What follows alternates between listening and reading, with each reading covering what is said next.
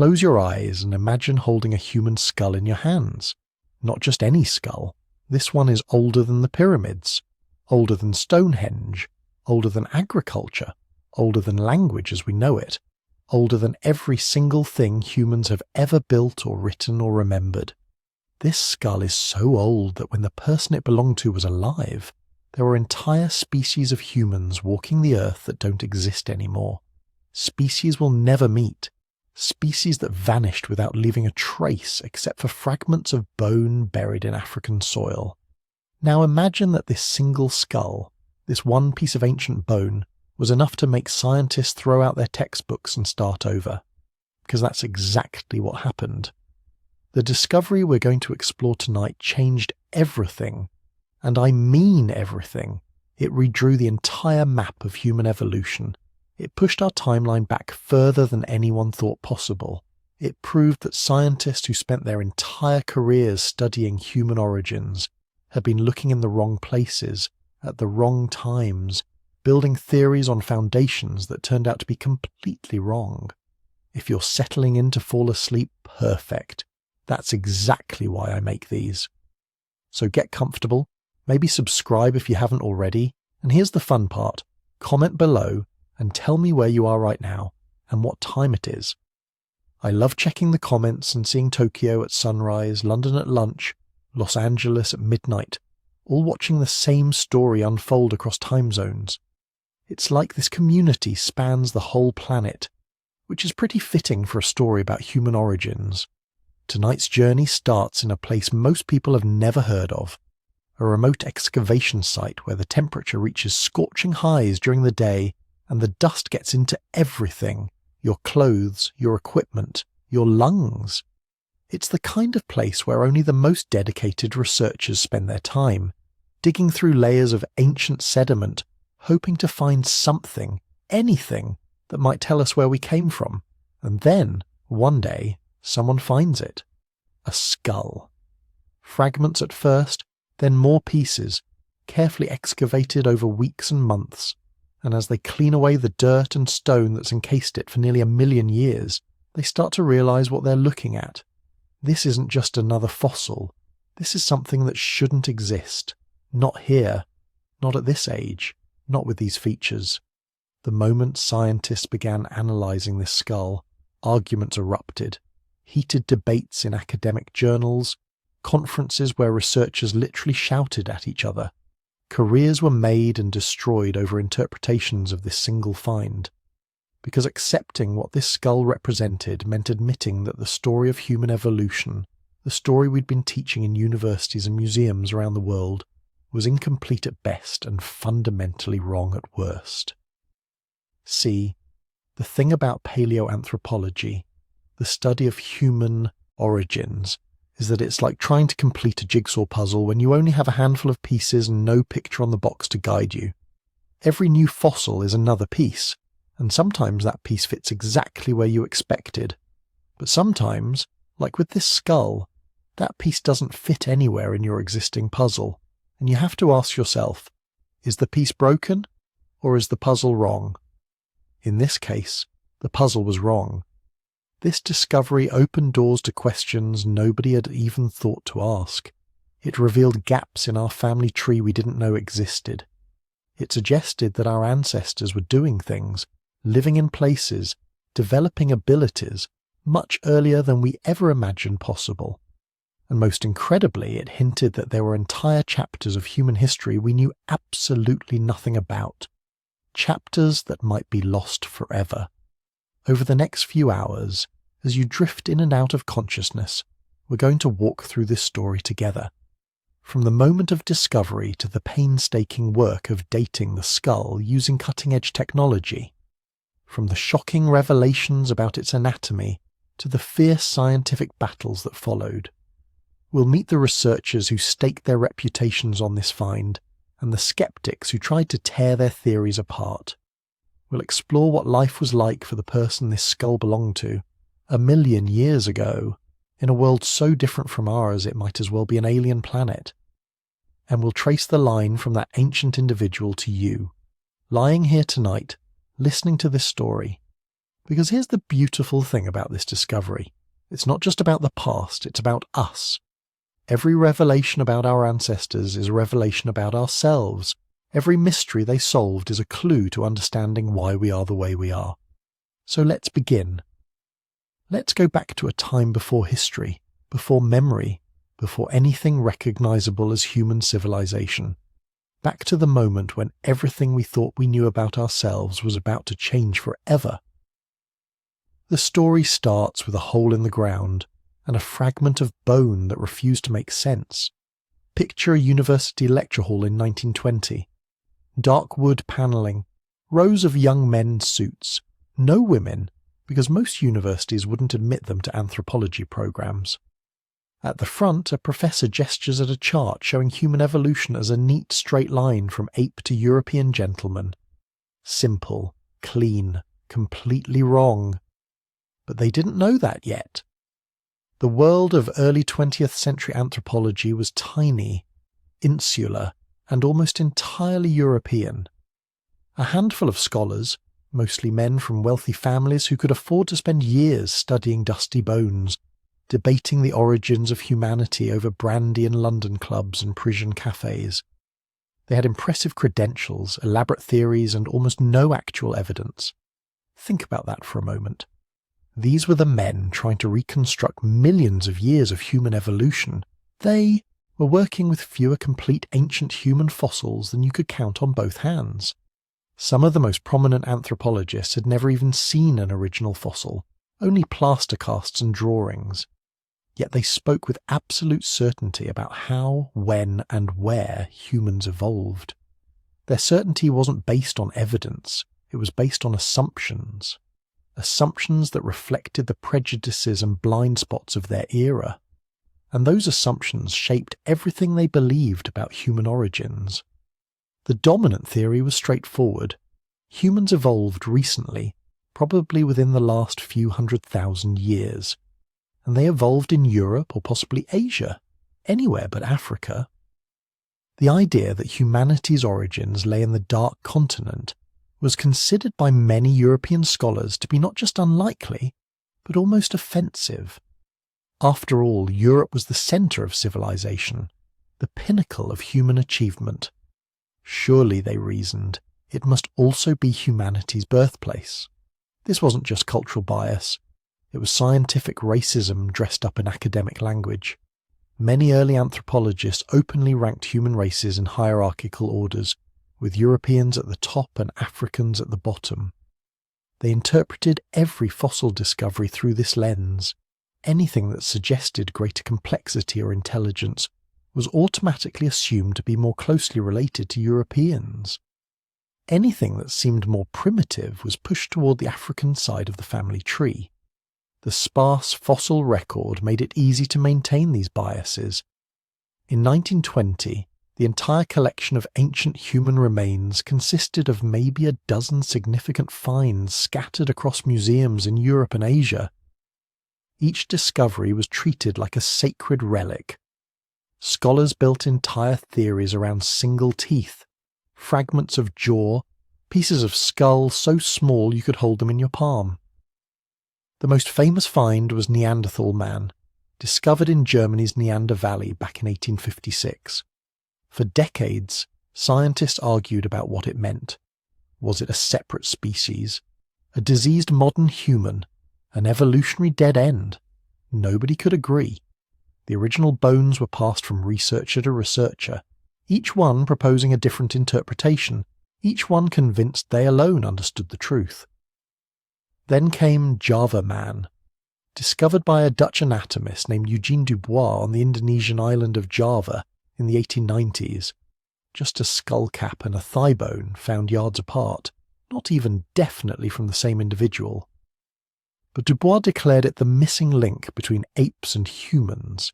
He named it Pithecanthropus erectus, upright ape man. Other scientists weren't convinced. Some thought it was just a large gibbon. Others argued it was a modern human with unusual features. The debates raged for decades. This was the state of paleoanthropology. Fragmentary bones, endless arguments, and very little consensus. But underlying all the debates was one central obsession: the missing link. Darwin's theory of evolution had been around since 1859, but it left a crucial question unanswered. If humans and apes shared a common ancestor, where was the fossil evidence of the transition? Where were the creatures that were more than apes, but less than human? The intermediary forms that should connect us to our primate cousins. Scientists were desperate to find these missing links, not just to prove evolution, though that was part of it. More than that, finding the missing link would mean fame, recognition, a place in history. Museums and wealthy patrons offered funding for fossil hunting expeditions. Academic careers were made or destroyed based on the significance of your discoveries. This created a problem. When you're looking for something specific, when your reputation and funding depend on finding it, you start seeing it everywhere. Ambiguous fossils got interpreted as missing links. Fragmentary remains got reconstructed to fit expectations. In the worst cases, researchers saw what they wanted to see instead of what was actually there.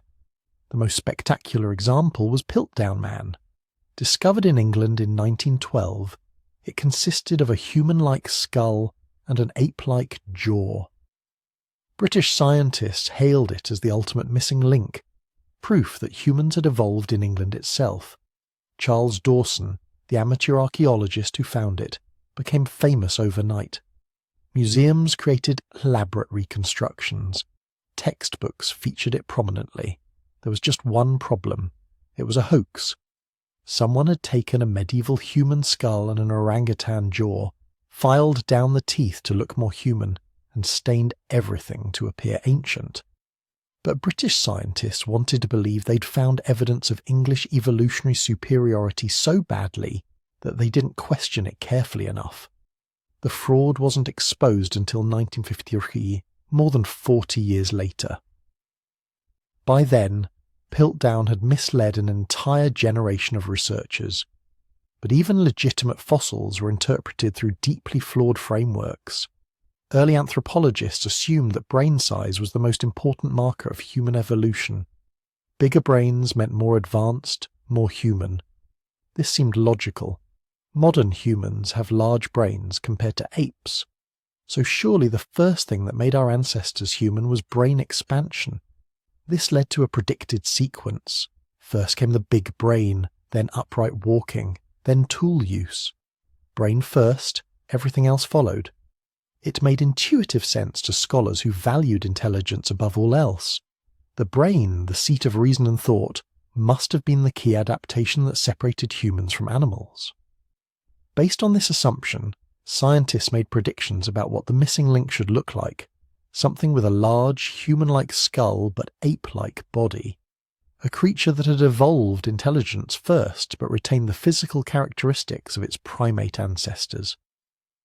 This was exactly what Piltdown Man appeared to show, which is one reason so many experts accepted it so readily. They were also convinced that human evolution had been relatively recent and relatively fast. A few 100,000 years, maybe 500,000 at most, from ape-like ancestor to modern human. Deep time, the vast stretches of geological history that Darwin had invoked, didn't seem necessary for human evolution. We were special, different, separate from the slow grinding processes that shaped other species. This created a very specific picture of human prehistory. Somewhere in Europe or Asia, within the last 500,000 years, an ape-like creature had suddenly developed a larger brain. This mental leap forward had set it on the path to humanity. It learned to walk upright, make tools, develop culture. Within a relatively brief period, it transformed from animal to human. It was a comforting story. It made humans exceptional, our evolution rapid and dramatic, our superiority self-evident. It placed our origins in familiar, civilized landscapes rather than the mysterious depths of Africa, and it required very little time, very little evidence, very little complication. But it was wrong, almost entirely wrong. The problem was that early anthropologists were trying to reconstruct millions of years of evolutionary history from a handful of broken bones. It's like trying to understand an entire novel by reading 3 random words from different pages. You might construct a story, but it's going to be your story, not the author's. Your biases, assumptions and expectations will fill in all the gaps, and the gaps were enormous. Between the few known fossils stretched vast chasms of time, hundreds of thousands of years with no evidence at all. Different species might have risen and fallen. Entire branches of the human family tree might have flourished and gone extinct, and nobody would know because the fossil record was so incomplete. Some scientists recognized this. They urged caution, argued for gathering more evidence before making sweeping conclusions. But they were drowned out by the confident voices of the establishment, the prominent professors and museum directors who spoke with certainty because their positions demanded it.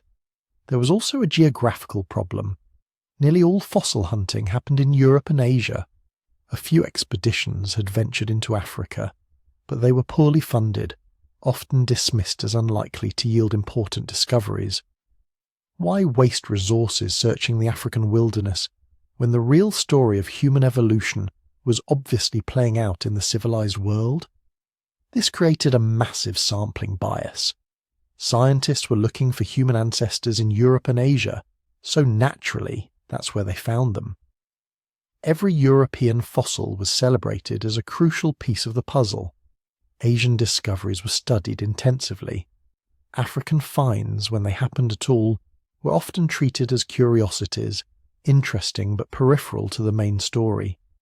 Meanwhile, dating techniques were primitive at best.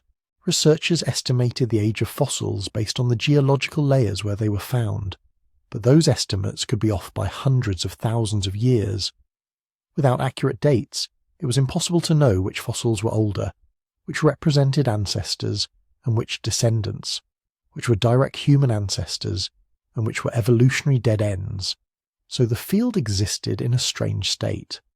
Lots of theory, lots of confident pronouncements, but very little solid ground beneath it all. The foundation was built on sand, assumptions stacked on assumptions, interpretations piled on interpretations, all supported by a tiny collection of fragmentary bones. But cracks were starting to appear in the consensus. A few researchers were beginning to question the European origin story. A few fossils were turning up that didn't fit the expected pattern. Brain size wasn't always increasing in a neat progression. Some ancient humans had surprisingly small brains but sophisticated tools. Others had large brains but seemed to lack cultural complexity.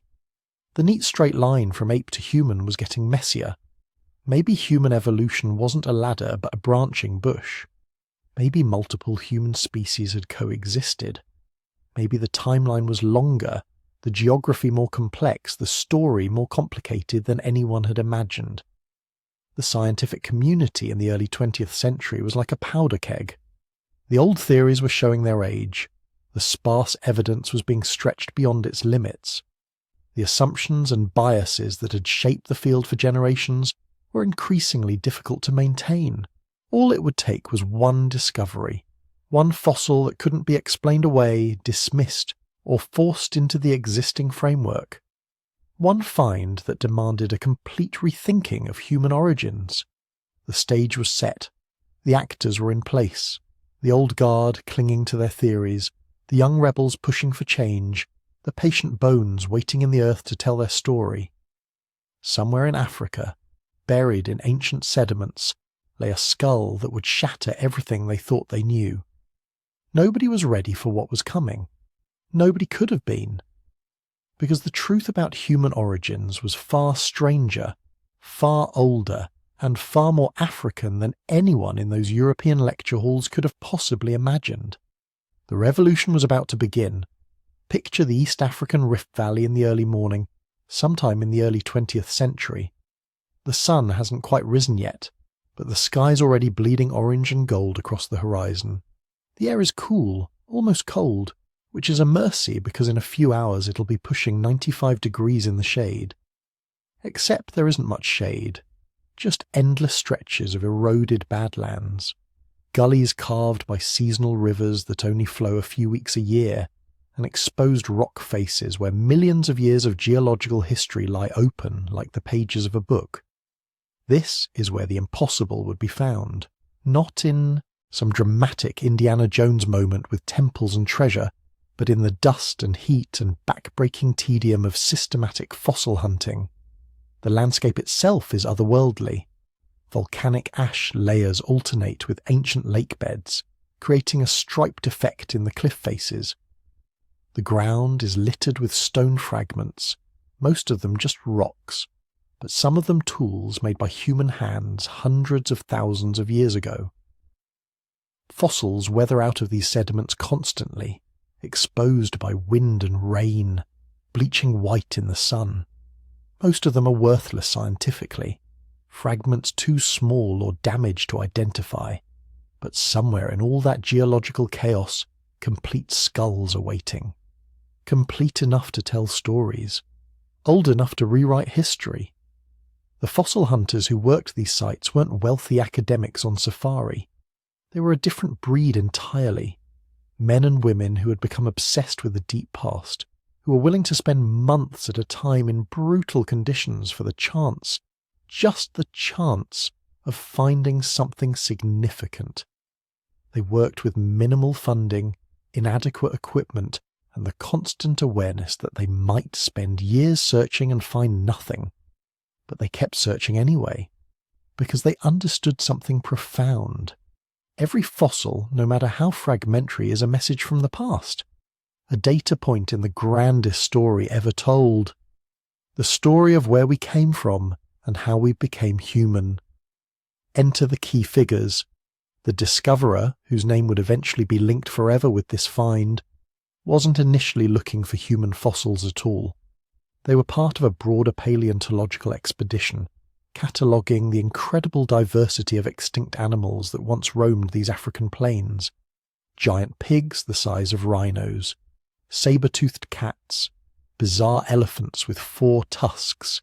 The expedition was documenting an entire lost ecosystem, trying to understand how climate change over millions of years had transformed Africa from dense forest to open savanna. But this researcher had a theory. If the environment had changed so dramatically, and if all these animal species had evolved in response to those changes, then surely the same pressures had shaped human evolution too. Early hominins hadn't evolved in isolation. They were part of this ecosystem, competing with these predators, hunting these prey animals, adapting to the same climate shifts. Find the right geological layers, the right time period, and you'd find evidence of human ancestors responding to environmental pressures in real time. So while the main expedition focused on the spectacular megafauna, our discoverer began paying attention to different geological horizons, looking for layers that dated to periods when the climate was changing rapidly, when forests were giving way to grasslands, when ancient lakes were drying up. These transition periods, they reasoned, would be where evolution was most active, where selection pressure was most intense, where you'd find the most interesting human fossils. It was systematic, methodical work. Walk the erosion gullies slowly, eyes scanning the ground. Mark any promising fragments with small flags for later collection. Map everything meticulously so you can trace fossils back to their original geological context. Because context is everything in paleontology. A skull without context is just a curiosity. But a skull from a precisely dated geological layer tells you when that individual lived, what the climate was like, what other species were present. It transforms bone into history. Day after day, week after week, the same routine. Walking the Badlands in the early morning before the heat became unbearable. Cataloguing finds, mostly fragments of extinct animals, mapping geological formations, then collapsing in the shade during the hottest part of the day, drinking warm water from canvas bags, planning the next day's search pattern. And then one morning, everything changed. The discoverer was working a particular gully that had been exposing interesting fossils. Ancient stone tools had turned up there, suggesting hominins had lived nearby. The geological layer was promising too. dating to a period around 800,000 to 900,000 years ago, right in the middle of the major climate transition they were interested in. The sun was still low, creating long shadows that made small variations in the ground surface more visible. And there, partially exposed in the side of the gully, weathering out of a layer of volcanic ash, was something round. Something the right size. Something that made their heart start pounding even before their conscious mind registered what they were seeing. They approached slowly. In paleontology, excitement is tempered by caution. Most promising finds turn out to be nothing, unusually round rocks, badly preserved fossils of common animals. You learn not to get your hopes up until you've examined something carefully. But as they got closer, the details became clear. The curve of the bone, the thickness and texture, the distinctive features that mark a skull as belonging to the hominin family tree. This wasn't a rock. This wasn't an animal. This was one of our ancestors, lying in the dirt after nearly 1 million years. The discoverer's first action was exactly right. They didn't touch it. They didn't try to excavate it themselves. They sat down right there in the dirt, pulled out their field notebook, and began documenting everything. The precise location, the geological context, the angle at which the skull was positioned, the other fossils visible nearby. They sketched what they could see, took measurements, made notes about the sediment colour and texture. Then they carefully, very carefully, began to excavate around the skull. Not to remove it, not yet, but to expose more of it, to see what they were dealing with, to determine if the skull was complete or just a fragment. Each brushstroke revealed more. The frontal bone, remarkably intact. The eye orbits clearly visible, the beginning of the jaw still attached. This wasn't a fragment. This was a complete skull. Maybe not perfect. There would surely be cracks and missing pieces, but complete enough to study. Complete enough to reconstruct what this individual had looked like. Complete enough to tell them stories about human evolution that no one had heard before. The mixture of emotions in that moment must have been overwhelming. Scientific excitement, absolutely. This was the find of a lifetime, career-defining, the kind of discovery that gets written up in every textbook, but also something deeper, something almost spiritual. This skull had belonged to a living, breathing person. Someone who had been born, grown up, faced challenges, maybe had children, eventually died. Someone who had thoughts and feelings and experiences. And now, after nearly 1 million years, another human was seeing their face for the first time. The discoverer later described feeling a profound sense of connection. Not some mystical nonsense, but genuine recognition. This ancient person was different from modern humans in many ways, but also fundamentally the same. They had walked the same landscape, felt the same sun, probably looked up at the same stars and wondered what they were. But there was no time for philosophical reflection yet. The skull was exposed to the elements. Rain could damage it, animals could disturb it. Hell, another fossil hunter could potentially stumble across it. It needed to be protected immediately and excavated properly. The discoverer marked the spot with multiple reference points, took photographs from every angle, then hiked back to the expedition camp to get help. They needed plaster for making a protective jacket around the skull. They needed the expedition leader and the other senior researchers to witness and verify the discovery. They needed documentation, proper excavation tools, everything required to do this right. The next few days were intense. The entire expedition shifted focus to this single find. They constructed a shelter over the excavation site to protect it from sun and potential rain. They set up a grid system for precise mapping. They brought in all their photographic equipment, still primitive by modern standards, but the best available at the time. Then began the painstaking work of fully exposing the skull. Not just the visible parts, but checking if any other skeletal elements were present. Sometimes you find isolated skulls. Sometimes you find complete skeletons. You never know until you excavate carefully and completely. They work slowly, using fine tools, dental picks, brushes, sometimes just blowing away sediment breath by breath. Each tiny fragment of bone was noted, photographed, and left in place. They were creating a complete record of the skull's position and context before they removed it. As they worked, the skull's features became clearer. The heavy brow ridges, the robust bone structure, the distinctive shape that wasn't quite modern human but wasn't like any ape either. This was something intermediate, something that documented a crucial stage in human evolution. The initial examinations, even before the skull was removed from the ground, revealed features that didn't fit existing theories. The brain case was larger than expected for something this old. The teeth were more human-like than anticipated. The overall shape suggested a level of sophistication that challenged the prevailing wisdom about when and how humans evolved. The researchers looked at each other with a mixture of excitement and concern. Excitement because this was clearly important. Concern because important discoveries attract scrutiny. Every detail would be questioned, every interpretation challenged. They needed to be absolutely certain of their facts before they made any public statements. After 3 days of careful excavation, they were ready to remove the skull. They had documented everything, photographed from every angle, mapped its position precisely, collected samples of the surrounding sediment for later geological analysis. Now came the most nerve-wracking part, actually lifting the fossil and transporting it to safety. They used the traditional paleontological technique of jacketing. They covered the exposed skull with wet tissue paper to protect the surface. Then they applied plaster-soaked burlap in layers, creating a hard protective shell around the fossil.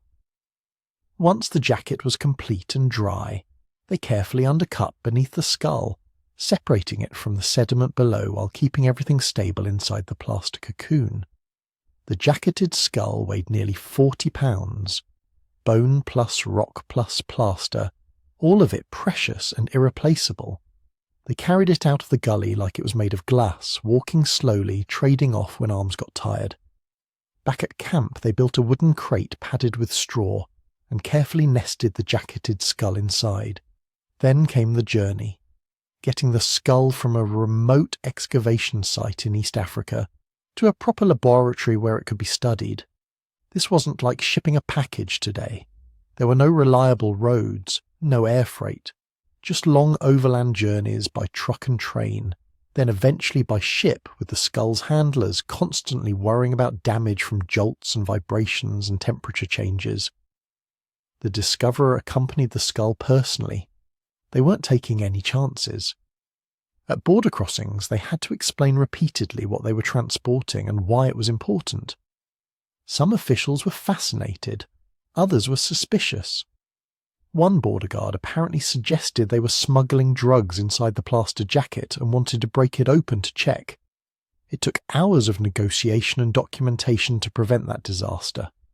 But eventually, after weeks of careful transport, the skull arrived at a major research institution, still in its plaster jacket, still protected, ready to reveal its secrets to a new generation of scientists who would spend years studying every millimetre of its surface.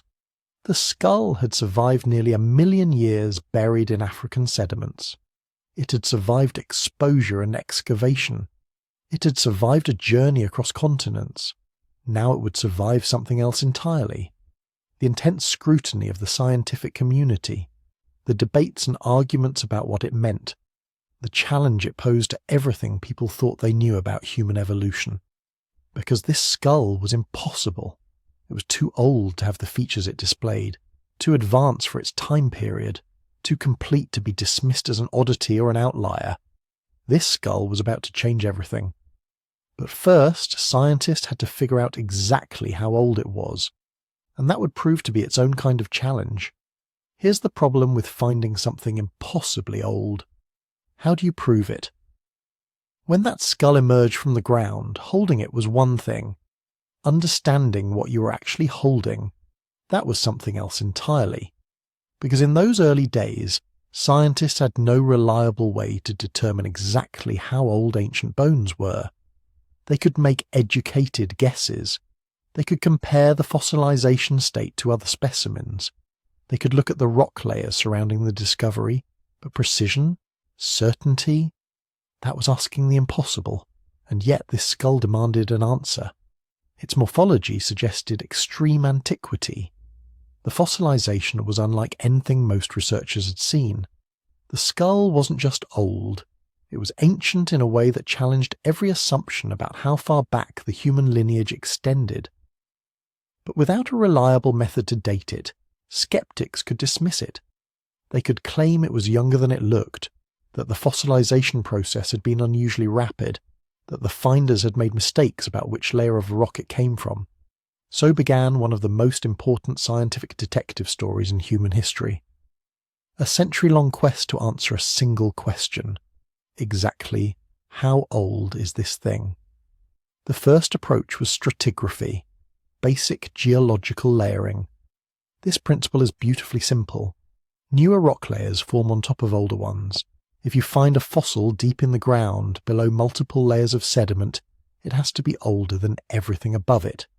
The researchers who discovered the skull carefully documented exactly where it came from. They noted the specific geological layer. They mapped the surrounding stratigraphy. They took samples of the sediment and rock formations. What they found was both encouraging and terrifying. The skull came from a layer that was demonstrably ancient. Below it were deposits that had been dated to the early Pleistocene era. Above it were layers that took hundreds of thousands of years to form. The stratigraphic evidence suggested the skull was at least 800,000 years old, possibly much older. This was astronomical compared to what most scientists believed about human evolution at the time. But stratigraphy alone wasn't enough. Too many variables. Geological disturbances could move fossils up or down through layers. Water erosion could relocate remains. Earthquakes and tectonic activity could jumble everything together. The skeptics weren't convinced, and honestly they had good reasons to doubt. So the researchers turned to a second method: associated fauna. The animals you die with tell a story about when you lived. When the skull was discovered, it wasn't alone. The same geological layer contained fossils of extinct animals. Ancient elephants that hadn't walked the earth for nearly 1,000,000 years. Saber-toothed cats that had vanished long before recorded history. Rodents and bird species that modern paleontologists could identify and date based on their evolutionary stage. This was powerful evidence. You can't just appear next to animals that went extinct 900,000 years ago. The associated fauna created a temporal fingerprint, a snapshot of what the ancient ecosystem looked like. When paleontologists analysed these animal remains, the story became clearer. The fauna assemblage matched other sites that had been dated to the early Pleistocene. The specific evolutionary stages of the species present all pointed to the same narrow window of time. The skull was old, really old, somewhere between 800,000 and 1,000,000 years ancient. The scientific community exploded. Half of them were fascinated, energized by the implications. The other half were deeply skeptical.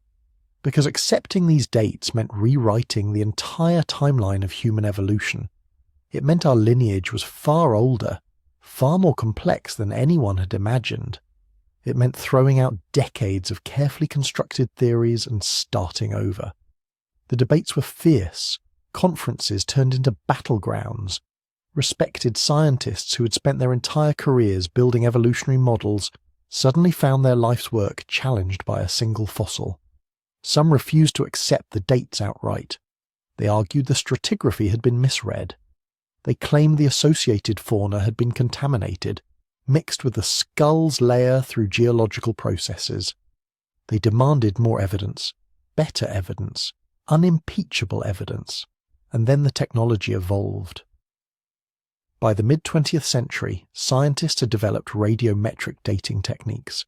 These methods were revolutionary because they didn't rely on context or comparison. They measured the actual decay of radioactive elements within the fossils and surrounding rock. When an organism dies, radioactive isotopes in its body begin breaking down at a known constant rate. By measuring how much decay has occurred, scientists can calculate exactly how long ago death happened.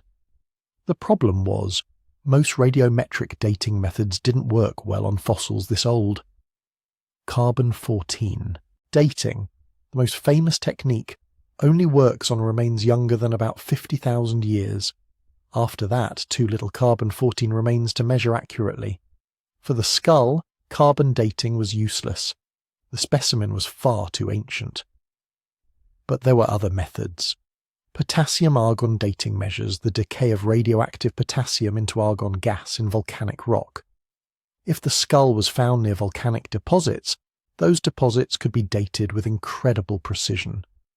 Uranium-lead dating measures the decay of uranium isotopes in minerals. Electron spin resonance dating measures radiation damage in tooth enamel and bone. When these techniques were finally applied to the skull's site, something remarkable happened. The dates started converging. Different methods, measuring different isotopes, using completely independent physical processes, all pointed to the same time frame.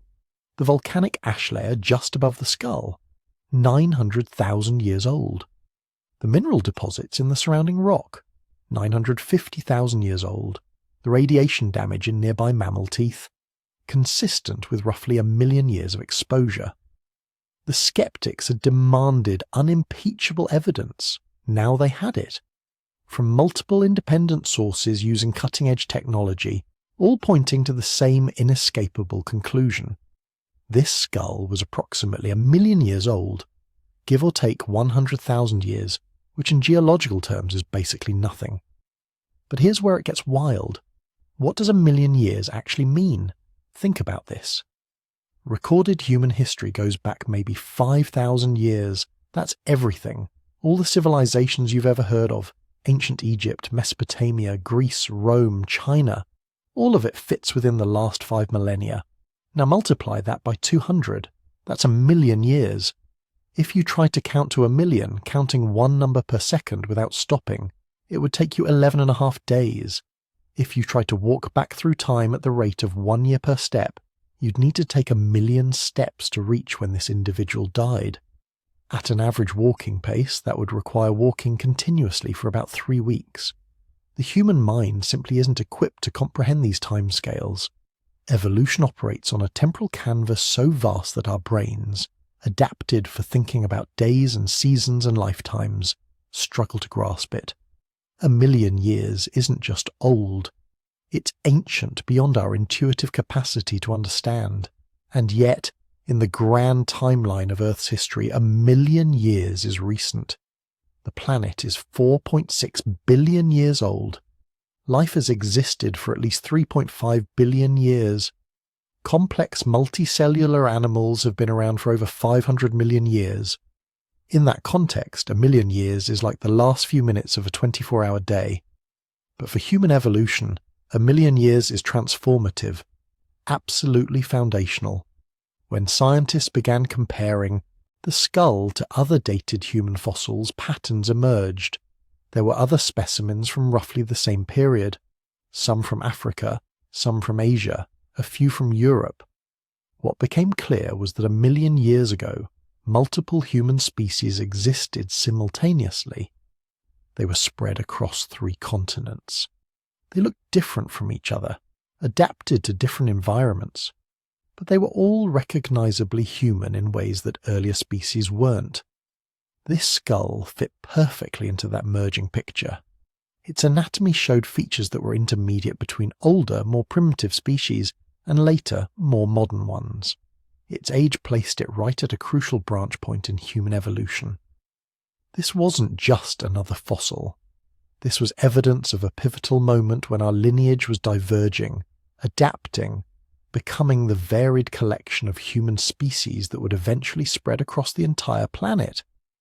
But even as the dating became more precise and more accepted, controversy continued. Some scientists argued that even if the dates were accurate, the skull might not represent a direct ancestor of modern humans. It could be a side branch, an evolutionary dead end, a cousin rather than a grandparent. Others suggested that the skull's unusual features meant it should be classified as a separate species entirely, not part of the human lineage at all. These debates continued for decades. Even today, aspects of the skull's classification remain contentious. But what's no longer debatable is its age. Modern dating techniques, applied multiple times by independent research teams, have consistently confirmed the initial estimates. This skull is approximately 1 million years old. That's not speculation anymore. That's established fact, confirmed by geology, paleontology, and radiometric dating. What changed wasn't the skull. The skull has always been exactly as old as it is. What changed was our ability to read the clues preserved in rock and bone. Every advancement in dating technology brought new precision, new confidence, new understanding. By the late 20th century, scientists had developed even more sophisticated methods. Argon-argon dating refined the potassium-argon technique, reducing error margins. Paleomagnetic dating measured the reversal of Earth's magnetic field recorded in rock layers. Cosmogenic nuclide dating measured isotopes created by cosmic ray bombardment. Each method added another piece to the puzzle, another confirmation of the skull's impossible antiquity. The result is that today we can date this skull with precision that would have seemed like science fiction a century ago. We know not just that it's roughly 1 million years old, but which specific climatic period it lived during. We can correlate its existence with ancient volcanic eruptions, climate shifts, and evolutionary events in other species. We can place this individual's death within a 10,000-year window in a 1 million-year timeline. That's the power of modern science. The ability to take a fragment of bone and extract from it a precise date, a specific moment in deep time. The ability to look at a skull and say with confidence, this individual died approximately 950,000 years ago, give or take 50,000 years, during a period of severe climate fluctuation in a landscape that no longer exists, among species that have long since vanished. And with that date established, with that temporal anchor firmly in place, scientists could finally begin asking the really interesting questions. Not just how old is this skull, but what does its age tell us? What was the world like 1 million years ago? What challenges did this individual face? How did their species survive in conditions that would kill modern humans in days? The dating of the skull didn't end the story. It opened the door to understanding a world separated from ours by an almost incomprehensible gulf of time. A world where humans existed, but barely. Where survival meant something completely different than it does today. Where every day was a battle against extinction, and every generation that survived was a small miracle. That's what 1 million years old really means. It means this skull is a message from a world so ancient, so alien, that it might as well be from another planet. And yet, it's from here, from Earth, from our ancestors, from the people whose survival made our existence possible. The dates don't just tell us when.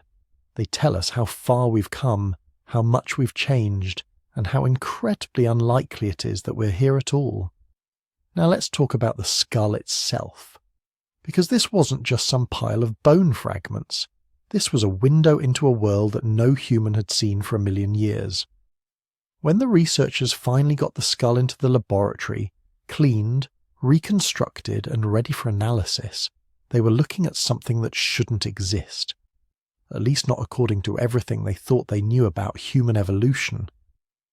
The first thing that grabbed their attention was the cranial capacity, the brain size. They measured it 3 times, thinking they'd made a mistake, because the number they kept getting was impossible. 900 cubic centimetres, maybe pushing toward 950 in life, accounting for the usual compression that happens to fossils over time. To put that in perspective, modern human brains average about 1,350 cubic centimetres. Chimpanzees, our closest living relatives, have brains around 400 cubic centimeters. This skull was sitting right in the middle, not quite human, not remotely ape, but something profoundly in between. But here's what made it revolutionary. At 1 million years old, this individual had a brain significantly larger than anything else from that time period. The other fossils from this era showed brain sizes around 750 to 800 cubic centimeters. This skull represented a massive leap forward, a 20% increase in brain volume. That's not just evolutionary drift, that's selection pressure, that's evolution pushing hard in a specific direction. The skull was telling a story about intelligence under pressure, about minds growing larger because they had to, because the world was becoming more challenging, and only the smartest, most adaptable individuals were surviving long enough to reproduce. But brain size is just one piece of the puzzle. The real insights came from examining the shape of the skull, the architecture of this ancient face. The face itself was remarkable, projecting forward more than a modern human's, but nothing like the pronounced snouts of earlier hominins. The cheekbones were massive, flaring out from the skull like buttresses. These weren't just for show. Those robust cheekbones were attachment points for enormous jaw muscles. This individual could bite down with crushing force. The teeth told the same story. Molars worn nearly flat from years of grinding. Not just soft fruits and occasional meat, but tough, fibrous plant materials. Roots pulled from hard ground. Seeds that needed serious processing. This was someone who ate whatever they could find and had the dental equipment to make it work. The jaw was thick, heavily built, with attachment points showing muscle development that would be exceptional even in modern athletes. This person chewed for hours every day. Food processing wasn't something you did quickly and moved on. It was a major investment of time and energy. But here's where it gets interesting. The wear patterns on the teeth weren't random. They showed evidence of tool use.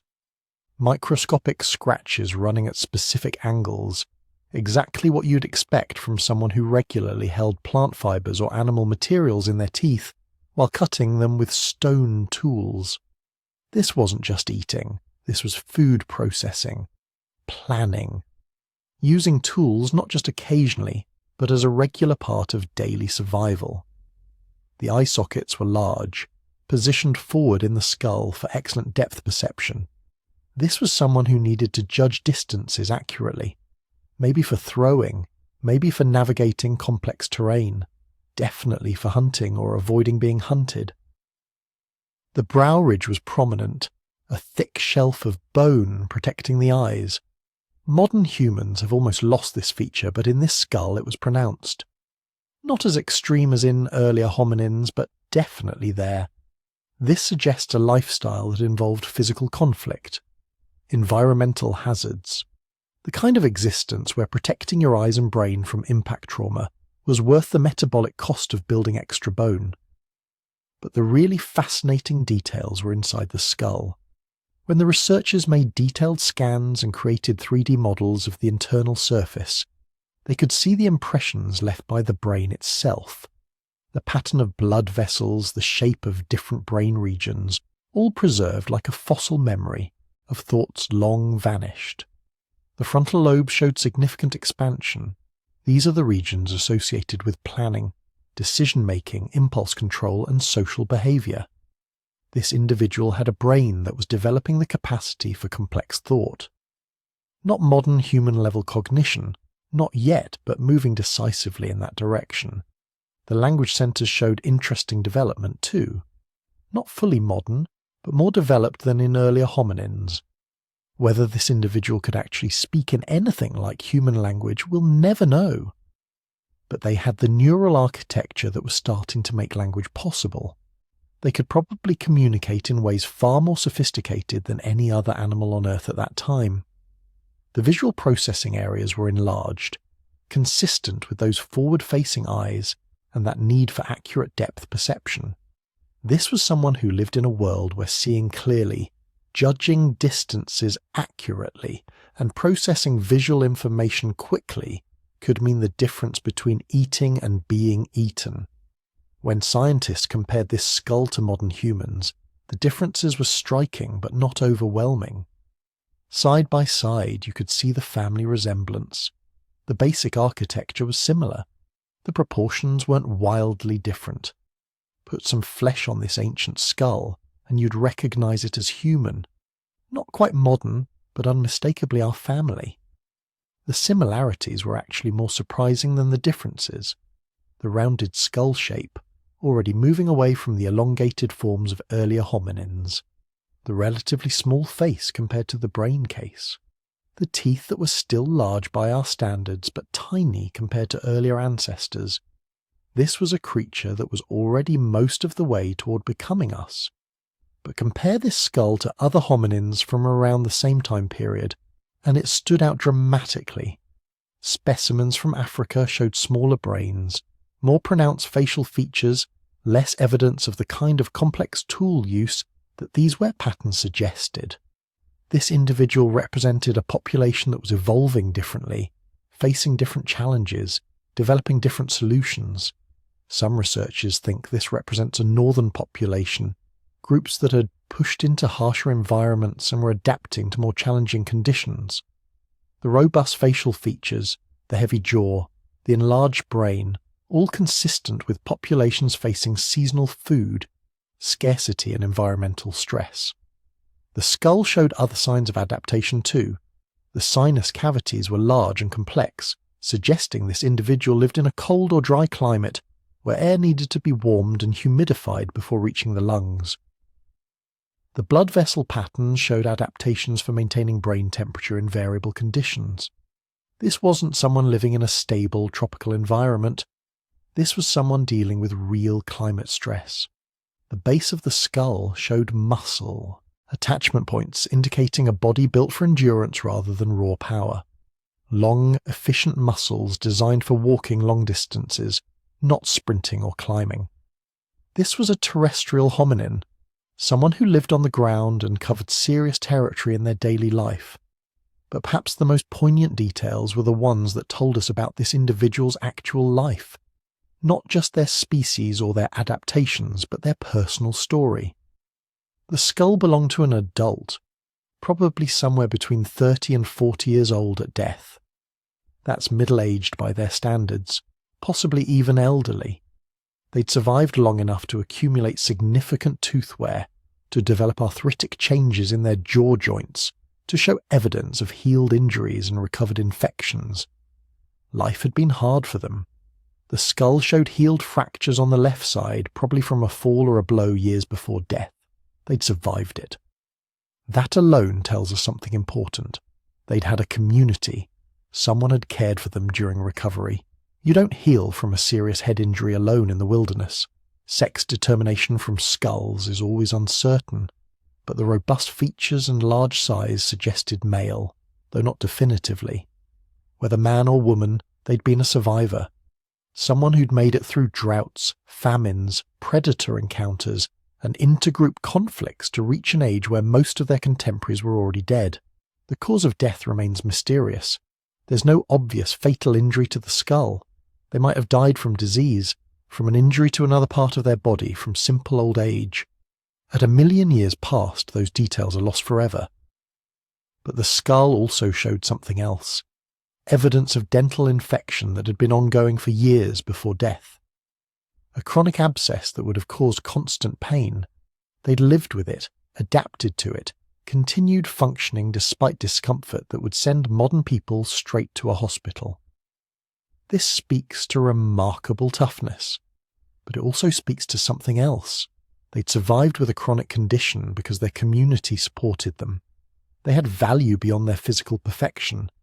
Maybe they were a skilled tool maker. Maybe they were a knowledge keeper, someone who remembered where water could be found during droughts, which plants were edible and which were poisonous. Maybe they were simply loved, cared for because their group recognized them as kin. That might be the most profound revelation of all.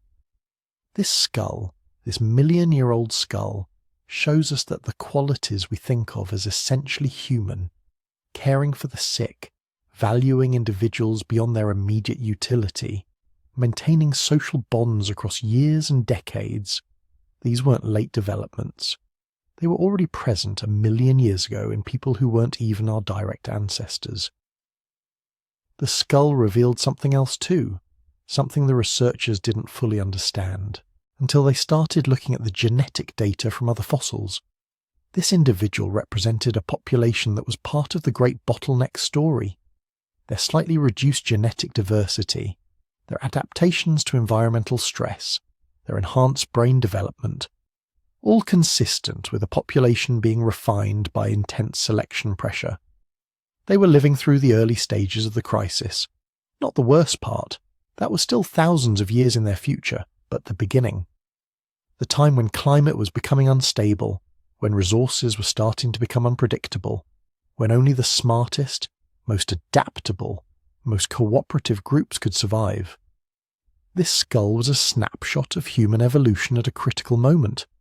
The moment when we were being forged into something new, something capable of surviving the unsurvivable, something that would eventually give rise to 3 human species, all bearing the marks of this crisis in their genes and their bones. Looking at this skull in the laboratory, researchers were seeing their own deep ancestor. Not directly, the exact lineage is more complicated than that, but fundamentally. This was the kind of individual whose descendants would survive the bottleneck, would spread across continents, would eventually become us. Every feature, from the enlarged brain to the worn teeth to the healed fractures, told the same story. Survival through intelligence, through adaptation, through community and cooperation, through sheer, stubborn refusal to let harsh conditions win.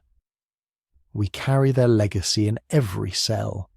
Their genes survived 1 million years of climate disasters, population crashes, and evolutionary bottlenecks to reach us. When we solve problems, when we care for our sick, when we work together to overcome challenges, we're using abilities that were being refined in brains like this one 1 million years ago. The skull was just bone. But it revealed something profound about what it means to be human, and what our ancestors endured to give us that humanity. The skull sat in a laboratory in Tbilisi, Georgia. Just a piece of fossilized bone, really. But it might as well have been a bomb waiting to detonate in the middle of the scientific establishment. Because when the full analysis came back, when the dating was confirmed, when every possible alternative explanation had been exhausted, the paleontology community had to face an uncomfortable truth. Everything they thought they knew about human evolution, at least half of it was wrong. Not slightly incorrect, not in need of minor revisions, fundamentally, catastrophically wrong. The first theory to collapse was the most basic one, where humans evolved. For decades the consensus had been clear, clean, almost elegant in its simplicity. Early hominins originated in East Africa, specifically the Great Rift Valley. They evolved there for millions of years, gradually becoming more human-like. Then, around 1 million years ago, maybe 800,000 at the earliest, the first members of genus Homo left Africa and began spreading into Europe and Asia. It was called the Out of Africa theory. And it wasn't just some fringe hypothesis, it was foundational, the framework that organized everything else scientists understood about human origins. University textbooks taught it, museum exhibitions illustrated it, grant proposals referenced it as established fact. Then this skull showed up, sitting in sediment in the Caucasus Mountains, dated to 1.8 million years ago. Not 800,000, not even close. More than twice as old as humans were supposed to be outside Africa. The implications rippled outward like cracks spreading across ice. If humans had reached Georgia 1.8 million years ago, they had left Africa far earlier than anyone imagined, probably closer to 2 million years ago, maybe even earlier. The entire timeline had to be redrawn. But it got worse. The skull didn't just push back the date of human migration. It challenged the very concept of what it meant to be human enough to leave Africa. The prevailing theory had always assumed that only relatively advanced humans could successfully colonize new continents. You needed sophisticated tools, complex social organization, maybe even language. You needed to be pretty damn smart. This skull suggested otherwise. The individual it came from had a brain roughly 600 cubic centimeters. That's tiny, barely larger than an Australopithecine, those ape-like ancestors from millions of years earlier. Modern human brains average around 1,400 cubic centimeters. Even Homo erectus, which everyone thought was the first species smart enough to leave Africa, typically had brains of 900 to 1,100 cubic centimeters. Yet here was this small-brained individual, sitting in Georgia, 1,000 miles from Africa, demonstrating that you apparently didn't need a big brain to be a successful colonizer after all. Maybe the requirements for leaving Africa had been massively overestimated. Maybe our ancestors were tougher, more adaptable, more capable than anyone gave them credit for. This realization demolished another cherished assumption, the ladder of progress. The idea that human evolution proceeded in a neat linear fashion from primitive to advanced, from stupid to smart, from simple to complex. If small-brained hominins could successfully navigate their way from Africa to the Caucasus, surviving in unfamiliar environments with unfamiliar predators and unfamiliar food sources, then maybe brain size wasn't the key variable after all. Maybe intelligence wasn't about cubic centimeters of grey matter. Maybe it was about adaptability, problem-solving, social cooperation. Maybe our ancestors didn't need to evolve into geniuses before they could expand across continents. Maybe they were already smart enough in ways that don't show up in fossil skulls. The archaeological community had to completely rethink their assumptions about early human capabilities. If relatively primitive hominins could migrate successfully, what else could they do that scientists had dismissed as impossible? Could they have had complex social structures? Could they have used sophisticated hunting strategies? Could they have developed cultural traditions that passed knowledge between generations? Every question the skull answered generated 10 more mysteries. The geographic implications were equally revolutionary. The skull's location meant that the Caucasus region, previously considered a backwater in human evolution, was actually a major corridor. A pathway that connected Africa to Europe and Asia, a route that humans had been using for almost 2 million years. Suddenly, researchers started looking at other regions with fresh eyes. If humans reached Georgia that early, where else might they have gone that we haven't discovered yet? What about Central Asia? What about the Arabian Peninsula? What about Southern Europe? The funding priorities shifted overnight. Expeditions that had been focused exclusively on East African sites started expanding their scope. New digs opened in regions that had been ignored for decades. Every cave, every sediment layer, every potential hominin site outside Africa became a possible goldmine of information about early human migrations. But the real earthquake hit the genetics community. See, geneticists had been developing their own models of human evolution, based not on fossils but on DNA analysis. They'd been looking at genetic diversity in modern human populations, using mutation rates as a kind of molecular clock to estimate when different populations split from each other. And their dates didn't match the fossil dates, not even close. The genetic evidence suggested that modern humans underwent a severe population bottleneck around 900,000 years ago, a catastrophic decline that reduced the entire human population to perhaps a few thousand individuals. The geneticists had been arguing about this for years, but many paleontologists dismissed it as statistical noise, problems with the molecular clock calculations, anything but real. This skull changed that conversation, because 900,000 years ago wasn't that far removed from 1.8 million years ago, not in evolutionary terms. If humans had spread from Africa to Georgia by 1.8 million years ago, and then their population crashed 900,000 years ago, that suggested the bottleneck was real, devastatingly real.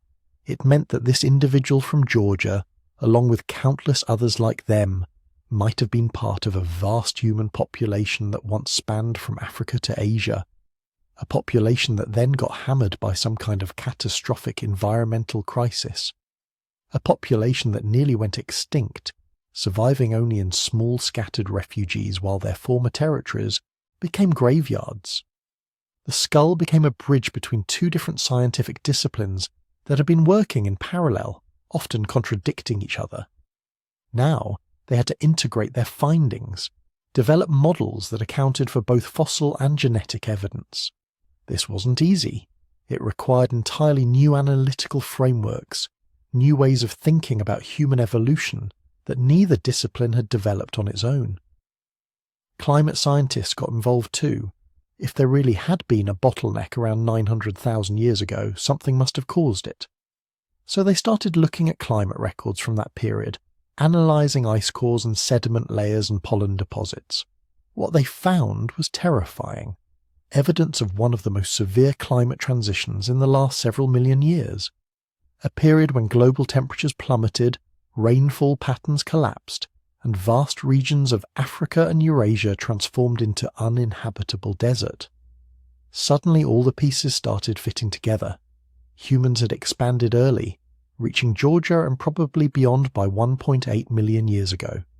Then the climate crashed, killing off most of these pioneer populations. The survivors retreated to a few favourable refuges and clung to existence for over 100,000 years. When the climate finally recovered, they exploded outward again, recolonizing territories their ancestors had occupied a million years before. This wasn't the smooth, gradual progression that evolution was supposed to follow. This was punctuated equilibrium on steroids.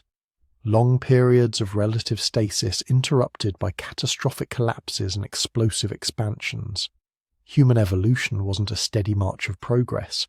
It was a desperate struggle for survival, with our species repeatedly getting knocked back to the edge of extinction, and somehow, against all odds, recovering.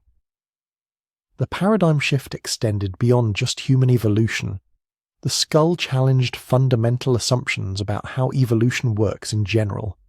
Traditional models assumed that evolution proceeds primarily through gradual accumulation of small changes over millions of years. Natural selection slowly refines organisms, generation by generation, until they become better adapted to their environments. But the pattern suggested by this skull and the genetic bottleneck was different. Most human evolution might have occurred during brief periods of intense environmental stress, when natural selection became hypercharged. Those 117,000 years of near extinction might have driven more evolutionary change than the millions of years that preceded them. Crisis, not gradual refinement, might be the primary engine of human evolution. This had implications far beyond paleontology. Conservation biologists started paying attention. If small populations under stress could generate rapid evolutionary change, maybe endangered species weren't as doomed as everyone thought. Maybe bottlenecks, while devastating, could also be opportunities for adaptation. Evolutionary biologists started reconsidering the relationship between population size and evolutionary rate. Medical researchers studying human genetic diseases began looking at bottleneck effects to understand why certain disorders were more common in some populations than others. The skull had started as a paleontological curiosity. It became a Rosetta Stone for understanding not just human evolution, but evolution itself. Research priorities transformed. Before the skull, most human evolution research focused on finding bigger brains, better tools, more advanced anatomy. The assumption was that studying progress meant studying success. But the skull suggested a different approach. Maybe the key to understanding human evolution was studying crisis and survival, not achievement and advancement. Funding agencies started prioritizing research into ancient climate reconstructions, population genetics, survival adaptations in harsh environments. Dissertations that would have been considered too speculative a decade earlier became mainstream. The questions changed from when did humans become smart to how did humans survive when everything went wrong. And perhaps most importantly, the skull changed how scientists thought about their own certainty. Because the paleontology community had been so confident in the Out of Africa timeline, so sure that humans couldn't have left Africa before 800,000 years ago. They'd built entire careers on that assumption. Then one skull proved them spectacularly wrong. It was a humbling reminder that every cherished theory is just one discovery away from obsolescence.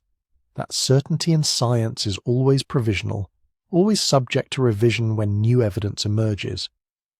The skull taught an entire generation of researchers to hold their conclusions more lightly, to be more open to paradigm-shattering discoveries, to remember that the fossil record still holds countless secrets waiting to overturn everything we think we know. Because if one skull could rewrite human evolution this dramatically, what else is still buried out there, waiting to be found? What other assumptions are we making that will seem laughably naive in 50 years? What other revolutions are sitting in sediment layers, just waiting for some lucky paleontologist to dig them up? The skull had changed everything. But it was also just the beginning. Every answer it provided opened new questions.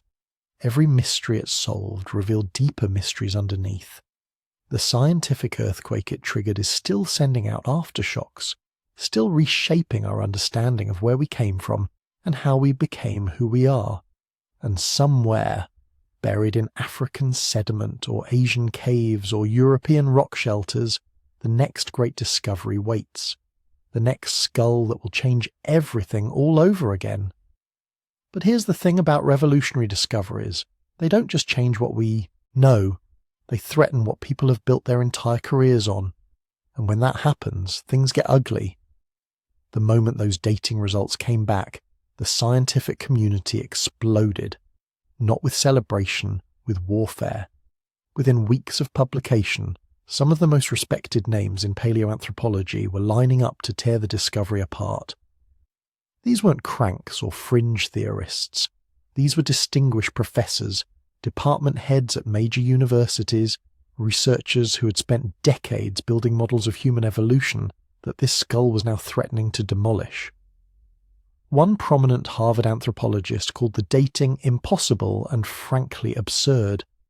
A team from Oxford published a scathing critique questioning every aspect of the methodology.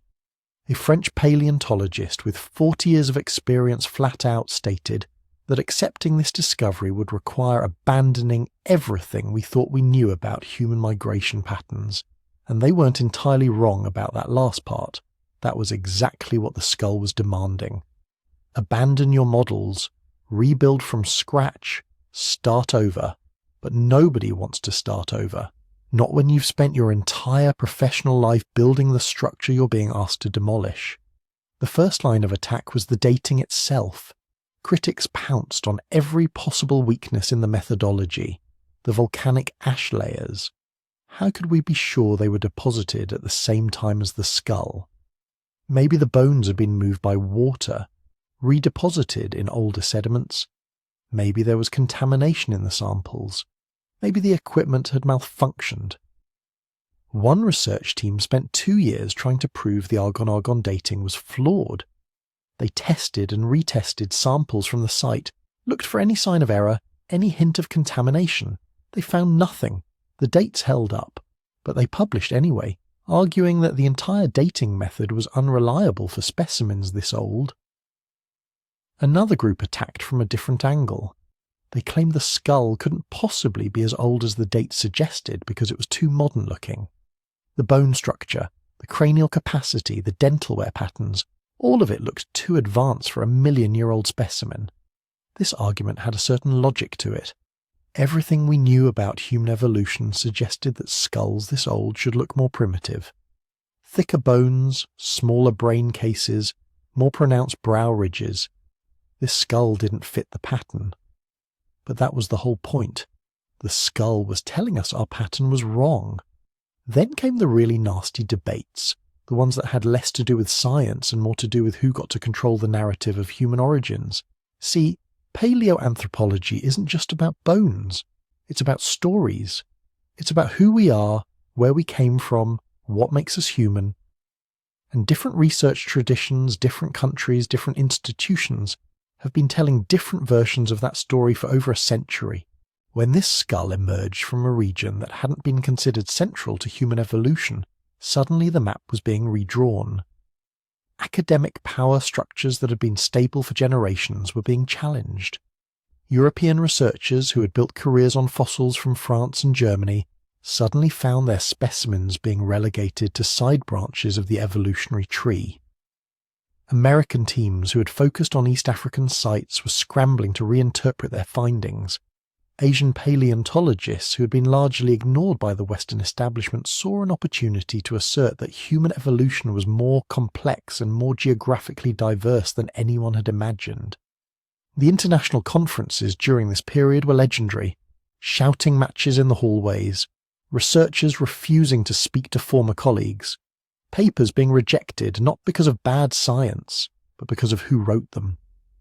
One famous incident at a symposium in London saw two senior scientists nearly come to blows over interpretation of a single tooth fragment. A tooth fragment. Security had to intervene. But beneath all the ego and academic politics, there were genuine scientific disagreements, real questions that needed answering. The biggest controversy centered on what species the skull actually represented. Everyone agreed it was human, or at least in our direct lineage, but what kind of human? One camp argued it was an early form of Homo erectus, the species that had been considered the first to leave Africa. But if that was true, it pushed erectus back several 100,000 years earlier than anyone had thought. It meant they were far more adaptable, far more successful than previous models suggested. Another group claimed it represented an entirely new species, something that had diverged from the main human lineage before erectus evolved. They proposed elaborate evolutionary trees with multiple branches, arguing this skull proved human evolution was far more complex than the simple, linear progression from primitive to modern that had dominated thinking for decades. A third faction insisted the skull was actually evidence of a much earlier migration out of Africa, one that had failed, leaving no descendants. In their view, this was an evolutionary dead end, interesting but ultimately irrelevant to understanding modern human origins. Each interpretation had profound implications. Each required rewriting major sections of human evolutionary history, and each had passionate defenders who saw their interpretation as the only reasonable reading of the evidence. The debates grew so heated that some researchers stopped sharing data altogether. Site locations were kept secret. Measurements were withheld from competing teams. Researchers who wanted to examine the skull firsthand were denied access if they were known to favour interpretations the original finders disagreed with. This wasn't science at its best. This was tribalism. Territorial behaviour that would have been familiar to our ancient ancestors fighting over scarce resources. Then there were the authentication debates, the really ugly stuff. A small but vocal group of skeptics began questioning whether the skull was even genuine. Maybe it was a hoax, like Piltdown Man, the famous fraud that had fooled the scientific community for decades. Maybe someone had planted a more recent skull in older sediments, hoping to make a name for themselves. These accusations were devastating to the researchers who had made the discovery. Their reputations, their careers, their life's work was being called into question. The implication wasn't just that they were wrong, it was that they were frauds. Several independent teams were brought in to verify the find. They examined the excavation site, reviewed the documentation, tested samples themselves. Every investigation concluded the skull was authentic, properly dated, exactly what it appeared to be. But the accusations didn't stop. Some skeptics simply refused to accept any evidence that contradicted their preconceptions. They had built entire careers on a particular understanding of human evolution, and this skull threatened to make all that work obsolete. The authentication debates lasted nearly 5 years. 5 years of research resources wasted on proving something that shouldn't have needed proving. 5 years of talented scientists defending their integrity instead of doing new research. But gradually, painfully, consensus began to emerge, not because anyone admitted they were wrong, that rarely happens in academia, but because the evidence kept accumulating. More fossils were found at the site, different ages, different individuals, but all telling the same story. Humans had been in this region far earlier than anyone had imagined. Other sites started yielding similar surprises. Dating techniques were applied to older finds that had been sitting in museum collections for decades. Turns out, multiple specimens that had been misdated or misidentified were actually around the same age as this skull. Stone tools with similar characteristics started showing up at sites across a much wider geographic range than expected. The archaeological signature matched. The timeline matched. Most convincingly, genetic studies began catching up with the fossil evidence. As ancient DNA techniques improved, researchers started finding genetic signatures that only made sense if human populations had been moving, mixing, and evolving in ways that matched what the skull was suggesting. Within a decade of the initial discovery, the major outlines of a new understanding had emerged. Not everyone agreed on every detail. Plenty of debates continued, but the core revolutionary implications of the skull were no longer seriously disputed by mainstream researchers. Humans had a longer, more complex, more geographically diverse evolutionary history than anyone had imagined. Multiple species had coexisted. Migrations had happened earlier and more often. Evolution wasn't a simple linear progression, but a tangled bush of experimentation. The skull had won. Reality had won. But some questions remain unanswered even today. Questions that still provoke debate at conferences, still generate competing research programs, still divide researchers into camps with fundamentally different views. What cognitive abilities did these ancient humans possess? The skull suggests a brain capable of complex behavior, but how complex? Could they use language, create art, engage in symbolic thinking, or were they essentially smart animals, sophisticated but not truly human in the ways that matter most? Why did they leave Africa when they did? What drove that first major migration? Was it climate change, population pressure, simple curiosity, or something else entirely? Some selective pressure we haven't identified yet. And perhaps most importantly, what happened to them? If they left Africa 1 million years ago, spread across continents, survived for hundreds of thousands of years, where did they go? Did they die out, replaced by later waves of migration? Or did they evolve into something else? Their genes still lurking in modern populations, waiting to be discovered. These debates continue because the skull raised more questions than it answered. It opened doors we didn't even know existed. It revealed how much we still don't understand about our own origins. Some researchers spend entire careers now trying to answer just one of these questions. Teams work for years at remote field sites, hoping to find more evidence, more context, more pieces of the puzzle. The debates aren't as heated as they once were. The shouting matches have given way to more civil disagreements. But the passion is still there. The drive to understand, the need to know where we came from and what it means to be human. Because ultimately that's what all these debates are really about. Not just ancient bones and dating techniques and evolutionary trees, but identity, origin, the story we tell ourselves about ourselves. And this skull, this 1 million-year-old fragment of bone pulled from the earth after an eternity of darkness, had rewritten that story in ways we're still trying to fully understand. The controversy taught us something important about science itself. Progress doesn't happen smoothly. It's messy, chaotic, driven as much by human psychology and institutional politics as by pure rational inquiry. But eventually, if the evidence is strong enough, reality forces itself through the resistance. The skull changed everything. Not instantly, not easily, but inevitably. And the story it told was just beginning. So, where does this skull actually fit? What does it tell us about the vast tangled story of human evolution? For a long time, scientists thought human evolution was simple. A straight line. Ape-like ancestors gradually becoming more human, marching steadily toward us. You've probably seen the famous illustration, the one with the bent-over ape on the left slowly transforming through increasingly upright forms until you reach modern humans on the right. It's a nice image. Clean. Easy to understand. It's also completely wrong. Human evolution wasn't a ladder.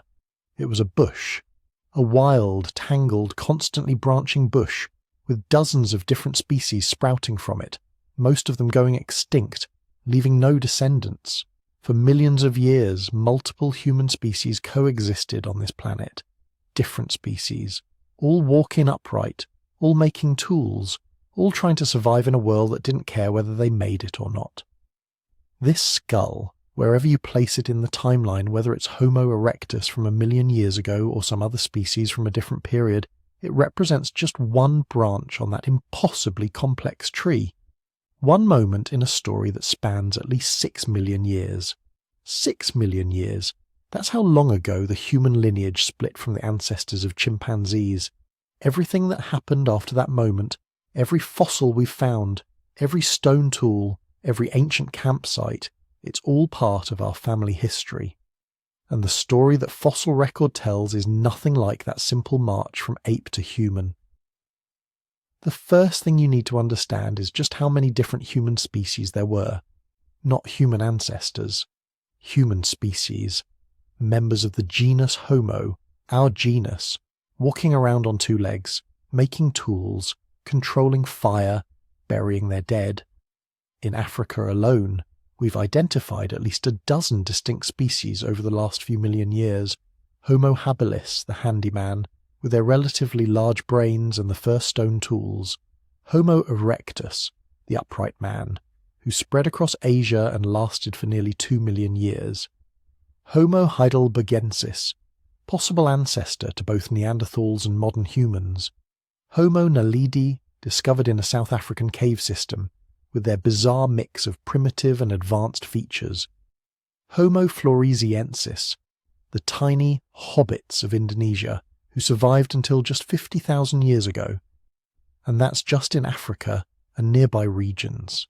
In Europe, you had Neanderthals developing their robust, cold-adapted bodies. In Asia, the Denisovans spreading across an enormous range of environments.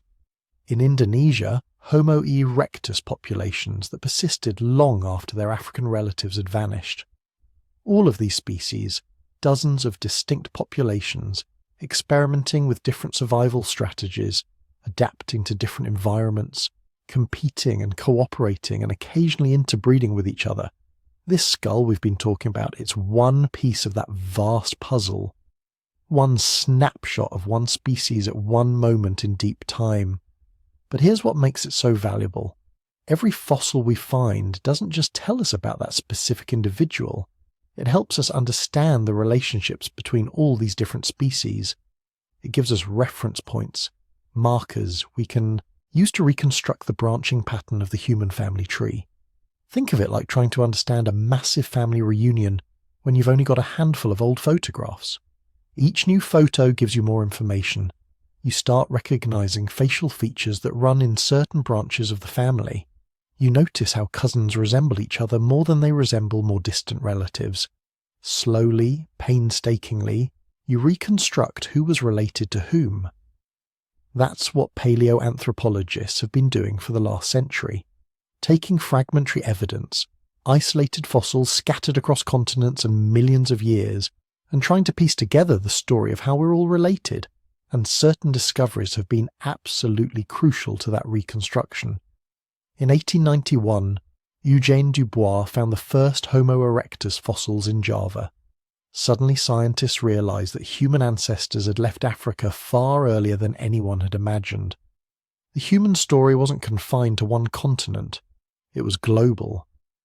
In the 1920s and 30s, discoveries in South Africa revealed even earlier human ancestors, species like Australopithecus africanus that walked upright but still had relatively small brains.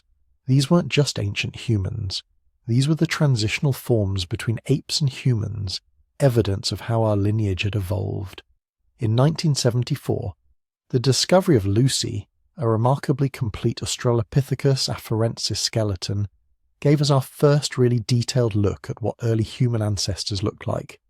She walked upright, that was clear from her pelvis and leg bones, but she still had long arms suited for climbing. A perfect example of a species caught between two worlds, adapting to life on the ground but not ready to give up the trees entirely. Each of these discoveries, along with hundreds of others, helped build the framework for understanding human evolution. And they all pointed to one inescapable conclusion.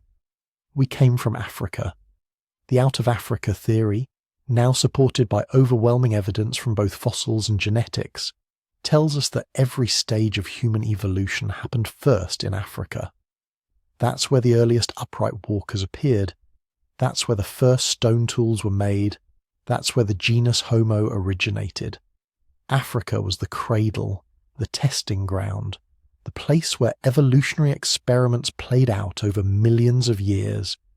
And periodically, successful populations expanded out of Africa, spreading into Europe and Asia, adapting to new environments, sometimes speciating into new forms. Homo erectus was probably the first to make this journey, leaving Africa around 2 million years ago.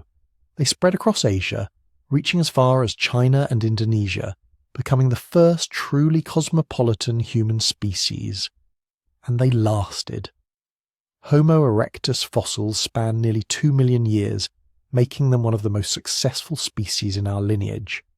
Later waves followed, Heidelbergensis populations moving into Europe, the ancestors of Denisovans, spreading east, and finally, around 60,000 years ago, modern humans making their own exodus, the migration that would ultimately lead to humans colonizing every habitable continent on Earth. But why? Why did these migrations happen? What drove ancient humans to leave Africa and venture into unknown territories? The answer, almost always, was climate. Earth's climate over the last few million years hasn't been stable. It's fluctuated wildly, driven by orbital variations, volcanic activity, and complex feedback loops between ocean currents, ice sheets, and atmospheric composition. The result has been a series of ice ages and warming periods, each one reshaping the landscape, altering rainfall patterns, causing forests to expand or grasslands to replace them. These changes created opportunities and pressures. When Africa became drier during certain periods, human populations adapted by spreading their range, moving into new territories where resources were more abundant. When cooling periods created land bridges or lowered sea levels, migration routes opened that hadn't existed before.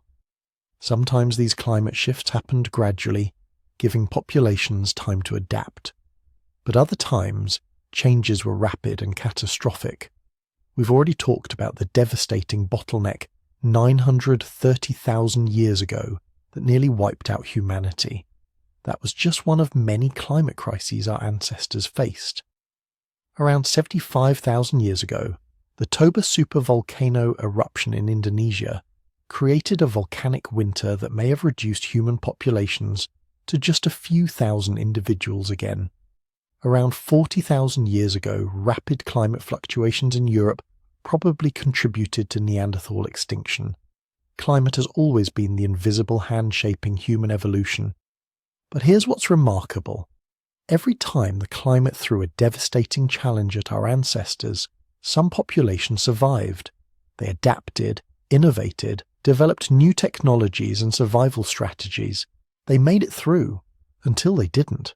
Because here's the uncomfortable truth that every fossil reminds us of. Most human species went extinct. Most of those branches on the human family tree are dead ends. They survived for hundreds of thousands of years, successfully adapting to their environments, and then something changed and they disappeared. Homo erectus, despite lasting 2 million years, eventually went extinct. Neanderthals, perfectly adapted to Ice Age Europe, vanished around 40,000 years ago. Denisovans disappeared as a distinct population, though their genes live on in modern Asian populations.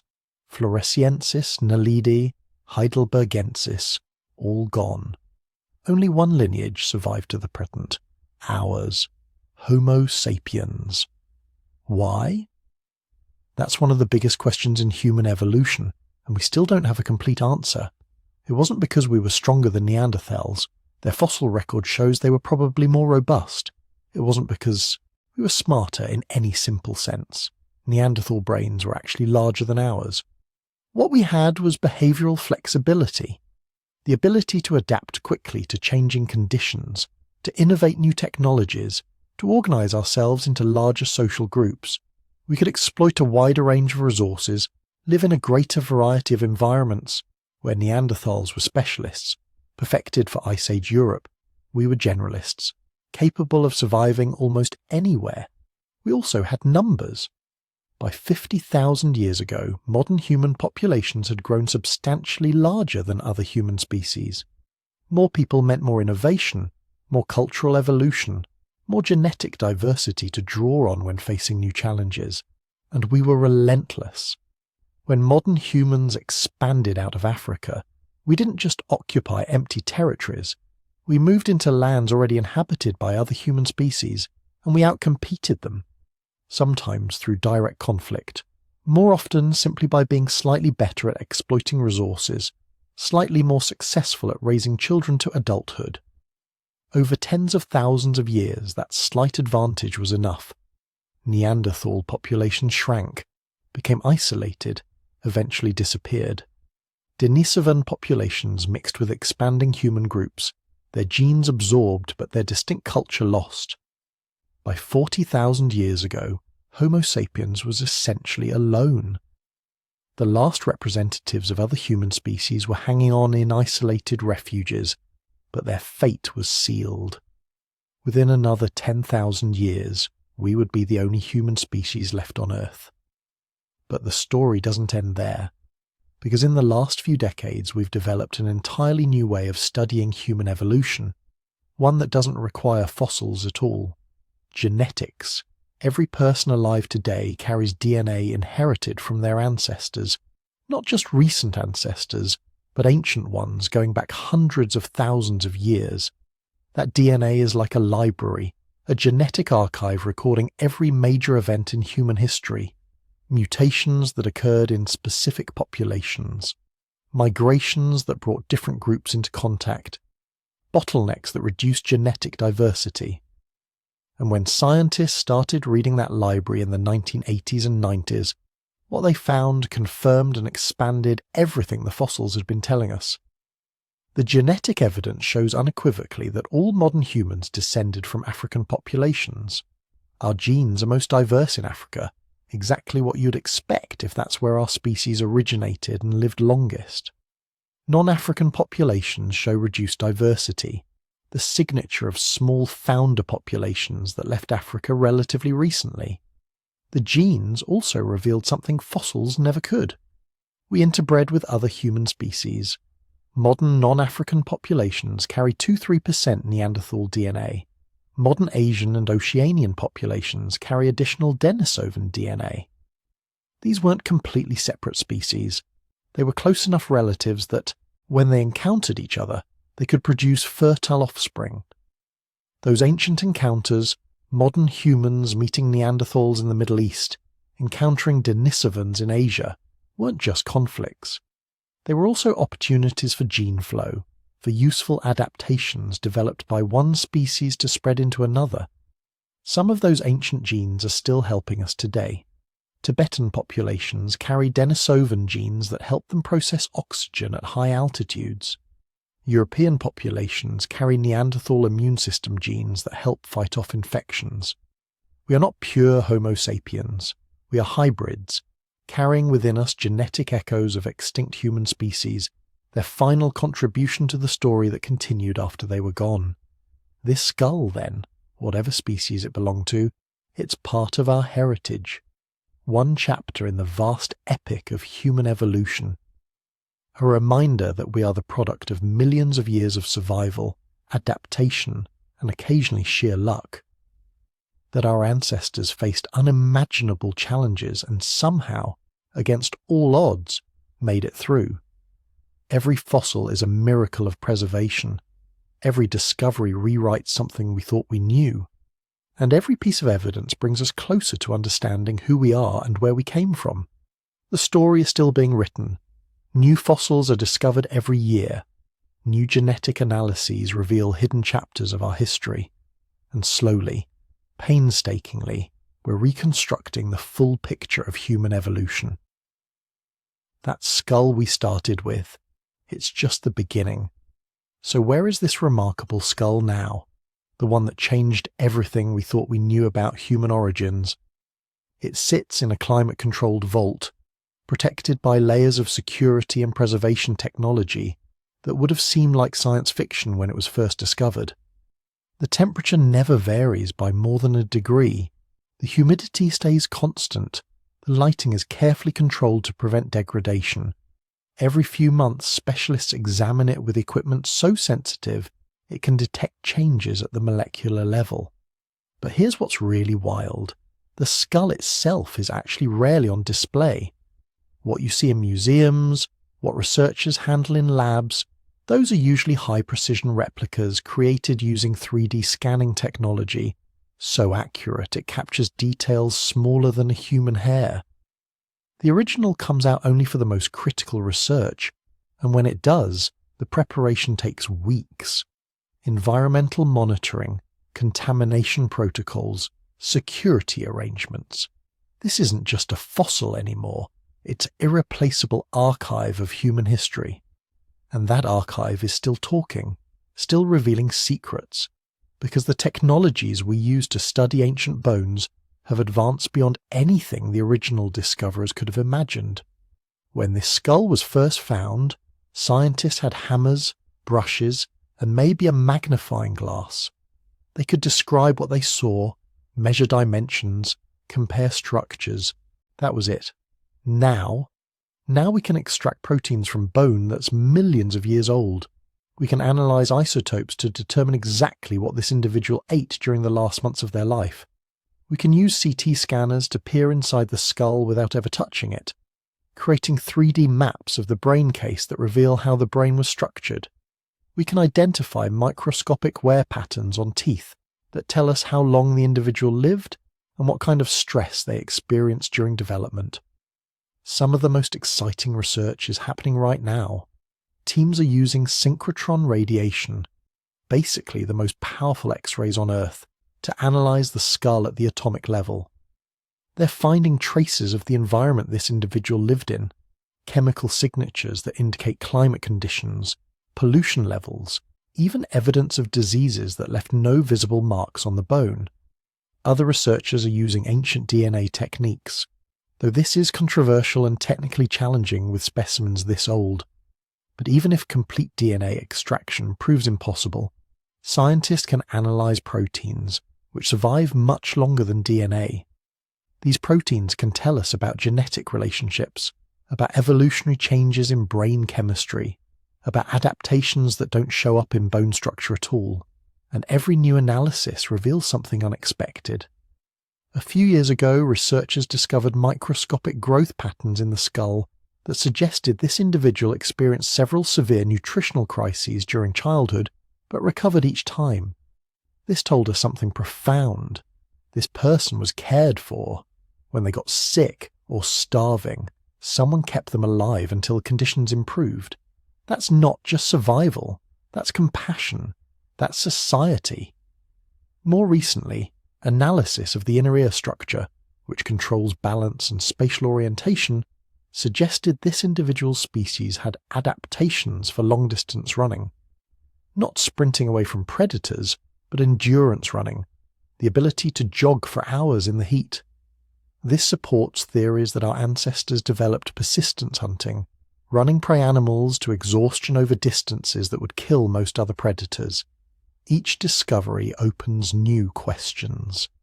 And that's exactly how science is supposed to work. But beyond the technical details, beyond the measurements and analyses, this skull teaches us something deeper about ourselves, something philosophical. See, there's this assumption that most people carry around, usually without even realizing it. The assumption that we're fundamentally different from our ancestors, that they were somehow less than us, less intelligent, less capable, less human. This skull destroys that assumption. The individual who owned this skull lived 1 million years ago, give or take. Their world was unimaginably different from ours. No cities, no agriculture, no writing, no technology beyond the simplest stone tools. They never saw a wheel, never heard music more complex than a rhythmic chant, never conceived of numbers larger than they could count on their fingers. But their brain was essentially the same as yours, same basic structure, same capacity for learning, same emotional range. If you could somehow raise this individual's child in a modern family, that child would be indistinguishable from any other. They'd learn to read, use computers, understand mathematics. They'd fall in love, feel jealousy, experience wonder at a sunset. All the things that make us human. The hardware was already in place 1 million years ago. What changed wasn't our biological capacity. It was our accumulated knowledge, our cultural inheritance. Every human alive today stands on the shoulders of 1 million years of previous humans, each generation learning from the last, each adding their own small innovations to the pile. This skull represents one of those early chapters, one of the individuals who contributed to that long chain of inheritance that eventually led to us. And that's humbling, because it means we're not special in any fundamental way.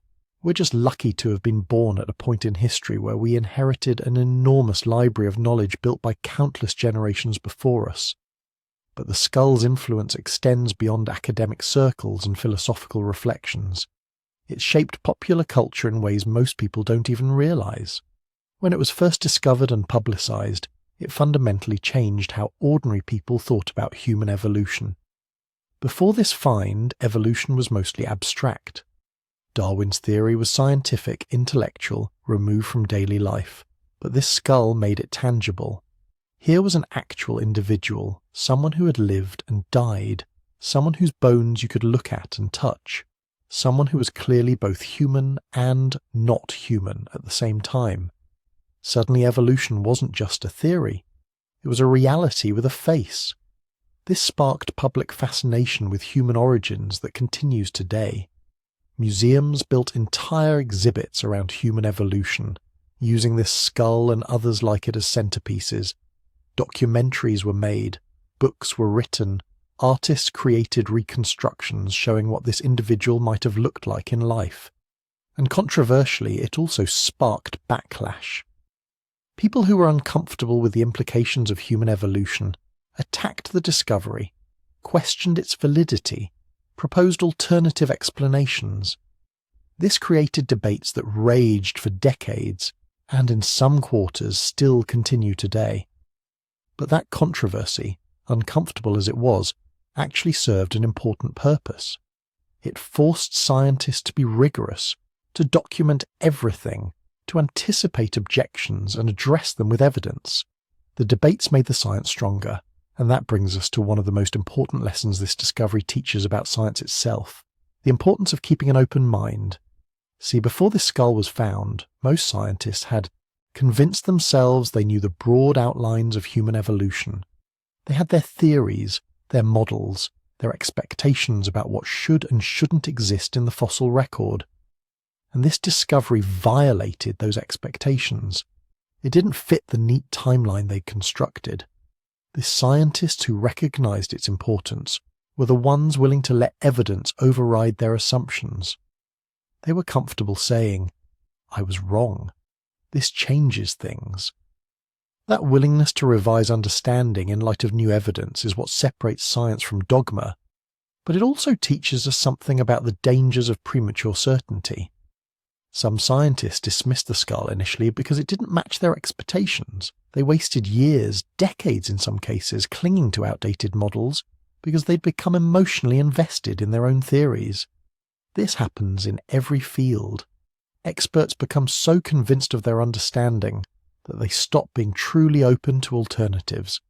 They interpret new evidence through the lens of old assumptions. They find reasons to dismiss anything that doesn't fit. The scientists who made the most progress understanding this skull were the ones who approached it with genuine curiosity, who asked, "What is this telling us?"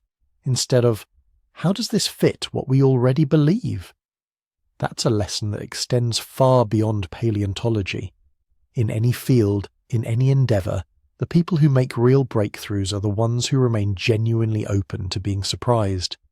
But despite everything we've learned, enormous questions remain. And this is where things get really exciting for the future. We still don't know exactly how this individual species relates to other human ancestors. Was it a direct ancestor of modern humans, or a side branch that eventually went extinct? Different analyses suggest different possibilities, and new fossils could change the picture entirely. We still don't understand the full environmental context. What was the climate like? What did the local ecosystem look like? What other species lived alongside these early humans? Each new geological and paleontological discovery in the region adds pieces to this puzzle. We still don't know crucial details about behaviour and culture. Did this individual species use fire? What social structures did they have? How did they communicate? These questions are harder to answer from bones alone, but new discoveries and techniques might provide clues. And perhaps most tantalizingly, we still don't know the full story of the genetic bottleneck. New DNA analysis techniques might eventually let us extract genetic information from fossils this old. If that happens, we could trace the exact genetic changes that occurred during those desperate 117,000 years. We could see natural selection operating in real time across hundreds of generations. The search continues. Every year, researchers return to the site where this skull was found, looking for more fossils, more evidence, more pieces of the puzzle. They use ground-penetrating radar to map underground structures before they dig. They employ sediment analysis to understand ancient environments.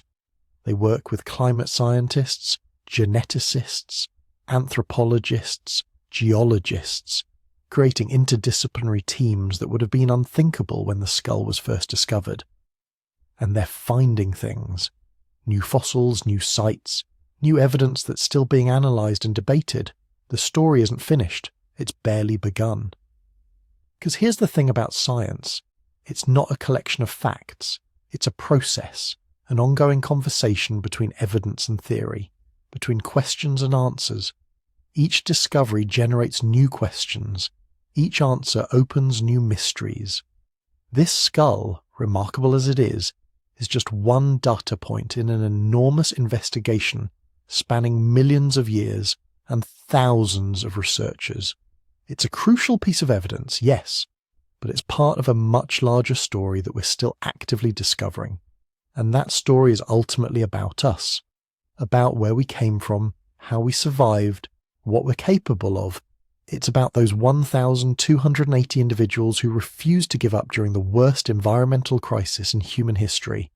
It's about the Neanderthals who mastered Ice Age Europe.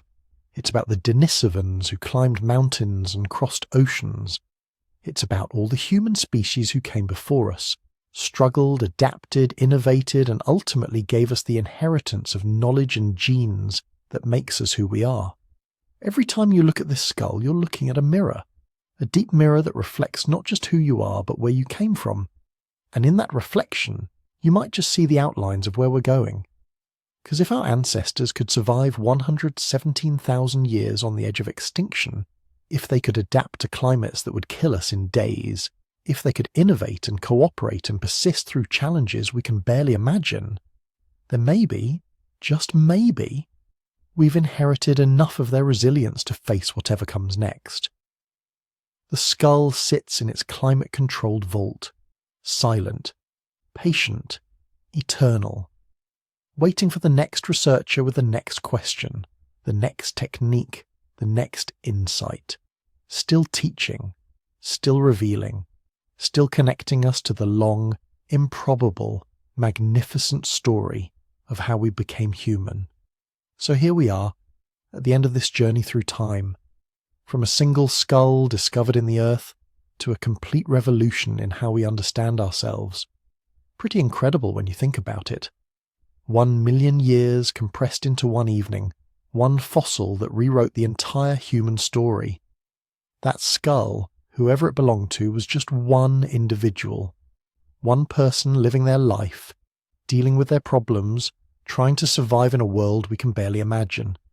They had no idea they would become famous 1 million years later. No concept that their bones would spark debates, topple theories, force scientists to reconsider everything they thought they knew about human evolution. But that's the beautiful mystery of deep time, isn't it? Every single one of us is living in what will someday be someone else's ancient past. Someone 1 million years from now might discover something we left behind and wonder about us. Wonder what we were like, how we lived, what we thought about as we looked up at the same stars they see. The thing is, you're connected to that skull. Not metaphorically, not symbolically, but actually genuinely connected through an unbroken chain of ancestors stretching back across time. Every person who's ever lived is part of that chain. Your grandmother, her grandmother, her grandmother, keep going back through thousands of generations, and you eventually reach individuals who lived alongside the person whose skull changed history. Think about that for a moment.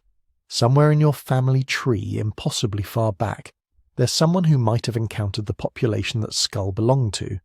Maybe they traded tools, shared food, told stories around the same fires.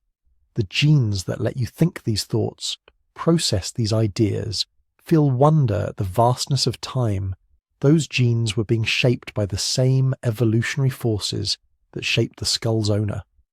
We're all products of the same extraordinary journey. The bottlenecks, the migrations, the desperate struggles for survival, the moments of innovation when someone figured out something new that would change everything. Every triumph and tragedy, every lucky break and narrow escape. They're all written in your DNA. You carry all of it with you. And the story isn't over. We're still evolving, still adapting, still trying to survive in a changing world just like our ancestors did. The challenges are different now, climate change of our own making instead of natural cycles. But the fundamental situation is the same. We're humans trying to figure out how to keep our species alive in a world that doesn't care whether we make it or not. But here's the hopeful part. We've done it before. We've survived things that seemed impossible.